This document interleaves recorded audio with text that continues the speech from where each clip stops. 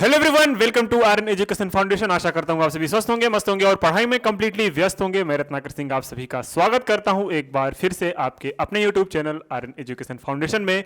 पिछले वीडियोस में हमने डिकम्पोजिशन रिएक्शन को अच्छी तरीके से सीख लिया था, लेकिन आज इस वीडियो में आगे बढ़ने से पहले एक बार मैं रिकॉल करवा देता हूँ कि what is the decomposition reaction.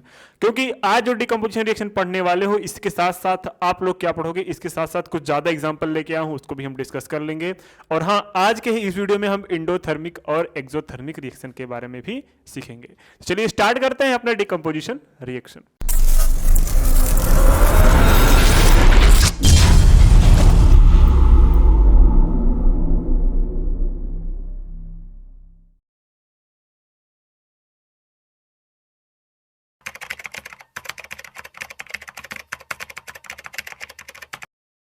आपके सामने डिफिनेशन तो वही कल वाला लिखा गया है। क्या लिखा गया है? Reaction in which one compound decomposed in two or more compounds or elements known as a decomposition reaction. Decomposition reaction is a just opposite of a combination reaction. जैसा कि हमने पिछले वीडियो में बताया था कि कॉम्बिनेशन रिएक्शन में क्या होता है, कॉम्बिनेशन रिएक्शन में दो या दो से ज्यादा रिएक्टेंट मिलकर किसी एक प्रोडक्ट को बनाते हैं, लेकिन यहाँ पे एक रिएक्टेंट मिलकर या फिर एक कंपाउंड जो होगा वो आफ्टर रिएक्शन क्या हो जाएगा, दो या दो से ज्यादा प्रोडक्ट में टूट जाएगा, मतलब डिकम्पोज्ड हो जाएगा।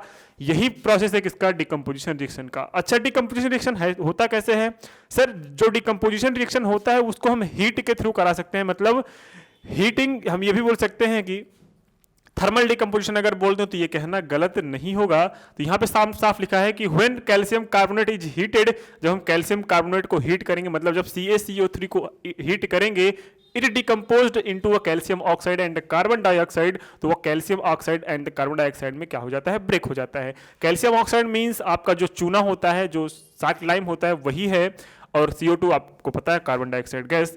व्हेन फेरिक, नेक्स्ट एग्जांपल क्या है, when a ferric hydroxide is heated, जब फेरिक हाइड्रोक्साइड को हीट किया जाता है तो वो डिकम्पोजेस होता है into ferric oxide and water, मतलब Fe2O3 और 3H2O के साथ ब्रेक हो जाता है। फिर आता है next, when lead nitrate, lead nitrate मतलब PbNO3 का होल ट्वाइस जब हीट किया जाता है किस पे, जब इसको हम हीट देते हैं डिकम्पोज होता है किसमें किसमें, ये होता है PbO लेड ऑक्साइड और नाइट्रिक या फिर नाइट्रोजन ऑक्साइड या फिर हम ऑक्सीजन गैस बोल सकते हैं। तो यहाँ पे देखोगे हमने क्या किया, एक कंपाउंड को हमने हीट किया या फिर थर्मल डिकम्पोजिशन इसको बोल सकते हैं। जब एक कंपाउंड को हीट करने के बाद तीन प्रोडक्ट मिल रहे हैं, तो हाँ भाई यहाँ पे भी एक चीज टूट के तीन चीजों में मिल रही है, मतलब हम बोल सकते हैं यहाँ पे डिकम्पोजिशन हुआ है। तो डिकम्पोजिशन होने के लिए आपको ये देखना है, क्या सर हीट की जरूरत पड़ेगी? बिल्कुल नहीं। हम ये भी बोल सकते हैं कि सर हीट निकल भी सकती है, हीट की जरूरत भी पड़ सकती है, और थर्मल डिकम्पोजिशन रिएक्शन ऐसा रिएक्शन होता है जिसमें हीट की जरूरत पड़ती है। बात समझ में आई कि नहीं आई? आप बोलोगे हाँ सर, यहां तक समझ में आ गया। ये जो सारे एग्जाम्पल हैं वो थर्मल डिकम्पोजिशन रिएक्शन के भी एग्जाम्पल हैं, क्योंकि इनको हीट गिवन की जा रही है, मतलब हीट को दिया जा रहा है, इसलिए इसको थर्मल डिकम्पोजिशन रिएक्शन भी बोलेंगे। जितने भी हमने एग्जांपल बताए वो सब आपको रटे रहना चाहिए, क्योंकि एग्जाम में कहीं से भी कुछ भी पूछ सकता है, तो आपको ये विल प्रिपेयर रहना चाहिए, जितना भी मैंने एग्जाम्पल आपको कराया है। चलिए नेक्स्ट चलते हैं। अब फिर क्या आता है, इलेक्ट्रोलिटिक डिकम्पोजिशन। इलेक्ट्रोलिटिक डिकम्पोजिशन क्या होता है, देखो सबसे पहले पढ़ते हैं। Reaction in which the compounds decompose into simpler compounds because of passing of electricity are known as electrolytic decomposition. अब तक जो हमें हीट देने पे जो कंपाउंड मिल रहे थे अलग अलग फॉर्म में, अब वही चीज़ है किसी एक कंपाउंड में हमने क्या किया, इलेक्ट्रिसिटी का फ्लो करा दिया, तो वो फिर कई पार्ट में ब्रेक होके, जब कई पार्ट में ब्रेक हो रहे हैं तो वहां पे भी एक डिकम्पोजिशन हो रहा है, इसलिए इसको इलेक्ट्रिसिटी से डिकम्पोजिशन हो रहा है, इसलिए इसको बोल दिया इलेक्ट्रोलिटिक डिकम्पोजिशन। लाइक अगर हम वाटर में इलेक्ट्रिसिटी का फ्लो कराएं तो आपके हाइड्रोजन और ऑक्सीजन गैस अलग अलग हो जाते हैं। वही क्या हुआ, electricity pass it through the water decompose into hydrogen and oxygen. कोई दिक्कत? आप बोलोगे नहीं सर यहाँ तक कोई दिक्कत है ही नहीं। जब कोई दिक्कत नहीं है चलते हैं नेक्स्ट। फिर क्या है, फोटोलिसिस और फोटो डिकम्पोजिशन। मतलब अब क्या होगा, अब सनलाइट से होगा जो डिकम्पोजिशन होगा, वो सनलाइट से होगा। फोटो मतलब होता है लाइट, क्या होता है, light.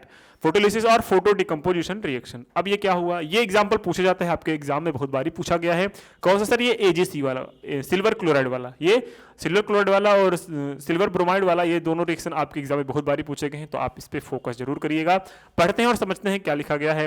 Reaction in which compound decomposes because of sunlight are known as a photolysis or photo decomposition reaction, मतलब ऐसा रिएक्शन जो कि डिकम्पोज्ड हो जाए, जो किसी कंपाउंड को डिकम्पोज्ड कर दे in the presence of sunlight, उसको हम बोलते हैं क्या, photolysis or photo decomposition reaction. Means अगर हम AgCl मतलब सिल्वर क्लोराइड को क्या करते हैं, सिल्वर क्लोराइड को हम हीट कर दें, हीट नहीं सर, कहाँ पे रखते हैं हम, सनलाइट में रखते हैं, तो वो ब्रेक हो जाता है किसमें किसमें, सिल्वर और क्लोराइड के फॉर्म में। सिल्वर और क्लोराइड गैस मतलब क्लोरीन गैस निकल जाता है अलग, तो सिल्वर आपका बचा रहता है। कैसे, when a silver chloride is put in the sunlight it decomposes into silver metal and chlorine gas. Similarly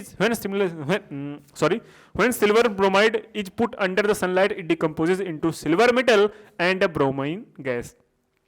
मतलब जैसे हमने सिल्वर क्लोराइड को रखा था वैसे हम सिल्वर ब्रोमाइड को रखेंगे, तो वहां पे भी हमें सिल्वर और ब्रोमीन गैस मिल जाएगी आपके पास। ठीक है, आप बोलोगे हाँ सर कोई दिक्कत नहीं है। Photographic paper has a coat of silver chloride which turns into a grey when exposed to sunlight. It happens because silver chloride is colourless while silver is grey metal. ये क्या होता है, फिर से पढ़िएगा। Photographic paper has coat of silver chloride, जो photographic paper होता है वो किया गया सिल्वर क्लोराइड से कोट किया होता है, व्हिच टर्न्स इनटू ग्रे, जब उसको वो ग्रे में कन्वर्ट हो जाता है जब उसको हम सनलाइट में रखते हैं। ये इसीलिए होता है क्योंकि सिल्वर क्लोराइड जो colourless while silver is grey metal, ये पूरा पूरा डिकम्पोजिशन हो जाता है ये फोटोग्राफिक प्लेट का, तो वही फॉर्मेशन होता है जो अभी हमने ऊपर पढ़ा कि वो सिल्वर कलर का हो जाता है ना। चलो कोई दिक्कत, आप बोलोगे नहीं सर कोई दिक्कत नहीं है। अब देखो हम यहाँ पे डिस्कस करेंगे कि what is the exothermic and what is the endothermic reaction, क्योंकि डिकम्पोजिशन का पार्ट जो हमने पिछले वीडियो में डिस्कस किया था तो वहीं पे हमने सीखा था कि एक्सोथर्मिक एंड एंडोथर्मिक क्या है। तो चलिए स्टार्ट करते हैं, समझने की कोशिश करते हैं what is the exothermic and what is the endothermic reaction. सबसे पहले आपके सामने है what is the endothermic reaction, sorry what is the exothermic reaction. पढ़िएगा और समझने की कोशिश करिए क्या लिखा गया है। क्या लिखा है, the chemical reaction which proceed with the evolution of heat energy are called exothermic reaction. मतलब ऐसा रिएक्शन जिसको प्रोसेस के जब वो प्रोसेस हो, जब वो रिएक्ट हो, जब वो रिएक्शन हो तो उसमें प्रोडक्ट के साथ साथ हीट भी निकल जाए। हमें हीट देनी नहीं पड़ रही है, हमें हीट मिल रही है कब, जब वो रिएक्शन हो रहा है। मींस जब हमने Na2+3H2 जब हमने अमोनिया बनाया तो अमोनिया जब हम बनाते हैं तो उसके साथ साथ हमें हीट भी मिलता है। कैसे हीट मिलता है, जब Na2 और 3H2 को जब आप मिक्स करोगे ना तो जिस ग्लास में मिक्स करोगे वो ग्लास हीट हो जाएगा। मतलब कहने का मतलब ये है कि आपको हीट मिली कि नहीं मिली, आप बोलोगे हाँ सर। अगर हीट नहीं होती तो जो जिस बर्तन में जिस फ्लास्क में हम इसको बना रहे हैं अमोनिया को, वो हीट कैसे होता, गर्म कैसे होता है ना। मतलब इस रिएक्शन के प्रोसेस में, इस रिएक्शन के होने के टाइम यहाँ पे हीट निकली होगी, तभी तो वो जार जिसमें हम बना रहे हैं वो हीट हुआ। तो ऐसा रिएक्शन जिसके प्रोसेस के बाद, जिसके प्रोसेसिंग के दौरान during the processing we obtain heat या फिर वी ऑब्टेन हीट एनर्जी हम बोल सकते हैं, तो ऐसे रिएक्शन को हम बोलेंगे एक्सोथर्मिक रिएक्शन। एक्सोथर्मिक रिएक्शन क्या होता है, एक्सोथर्मिक रिएक्शन ऐसा रिएक्शन होता है कि ऐसा रिएक्शन जिसमें क्या हो जाए, हीट का जनरेट हो जाए, फिर हीट प्रोड्यूस हो, किसके साथ साथ, प्रोडक्ट के साथ साथ, उस रिएक्शन को बोलेंगे एक्सोथर्मिक रिएक्शन। एक्सो मतलब बाहर निकलना, इंडो मतलब अंदर जाना। ध्यान से सुन लेना, एक्सो मतलब बाहर निकलना, मतलब हीट बाहर निकल रही है, थर्मिक मतलब हीट और एक्सो मतलब बाहर, तो एक्सोथर्मिक मतलब हीट बाहर निकल रही है, इंडोथर्मिक मतलब इन मतलब अंदर, और थर्मिक मतलब हीट। अब की हीट क्या होगी, अंदर जाएगी। तो वही नेक्स्ट एग्जांपल लेते हैं। The chemical reaction which proceed with the absorption of heat energy are called the endothermic reaction। जैसे हमने अमोनिया ऊपर बनाया था, अब इसी अमोनिया को जब हम हीट देंगे तो फिर से ये ब्रेक हो जाएगा किसमें Na2+3H2 में। Na2 मतलब नाइट्रोजन गैस, H2 मतलब hydrogen gas. 1 mole nitrogen gas और 3 मॉलिक्यूल किसके, हाइड्रोजन गैस के मिक्स करने पे हमें अमोनिया मिलता है। और उसी अमोनिया को अगर हम हीट देके फिर से डिकम्पोज कर दे तो किसमें डिकम्पोज हो जाएगा, हो जाएगा Na2+3H2 में। और यहाँ पे देखोगे हीट को हम दे रहे हैं इसलिए इसमें हीट अंदर जा रही है, और जब हीट अंदर जा रही है इसलिए इसको बोलते हैं क्या, इंडोथर्मिक रिएक्शन। क्या बोलते हैं, इंडोथर्मिक रिएक्शन। आई होप यहाँ तक क्लियर हो गया होगा। आगे पढ़ते हैं।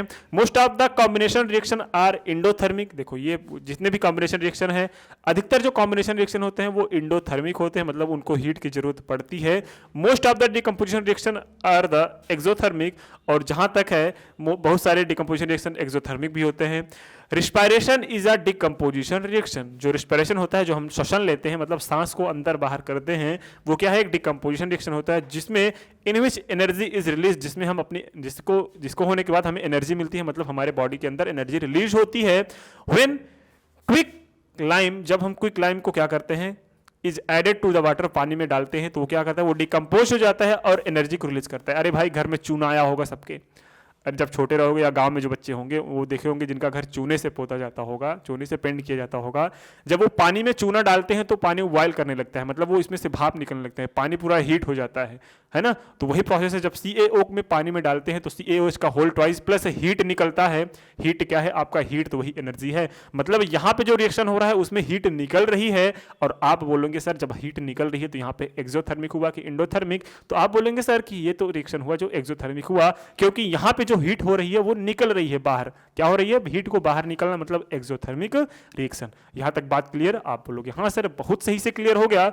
अब क्या है, कुकिंग इन्वॉल्व्स केमिकल रिएक्शन, जो कुकिंग होता है वो केमिकल रिएक्शन इन्वॉल्व करता है। व्हिच आर द एंडोथर्मिक, जिसमें क्या होता है एंडोथर्मिक, मतलब हम हीट देते हैं, जैसे कुकर में खाना बन रहा है तो उसमें बाहर से हीट देना पड़ रहा है, तो उसके अंदर रिएक्शन उक्शन होकर हमारा देखो सब्जी में हम अलग अलग आलू डाले, अलग ऑयल डाले, अलग प्याज डाले, अलग मिर्चा डाले, हीट दे दी, रिएक्शन होकर सब्जी बन गया, है ना। तो ये क्या हुआ, इंडोथर्मिक, मतलब बाहर से अंदर हीट जा रही है, तो ये क्या हुआ, इंडोथर्मिक रिएक्शन।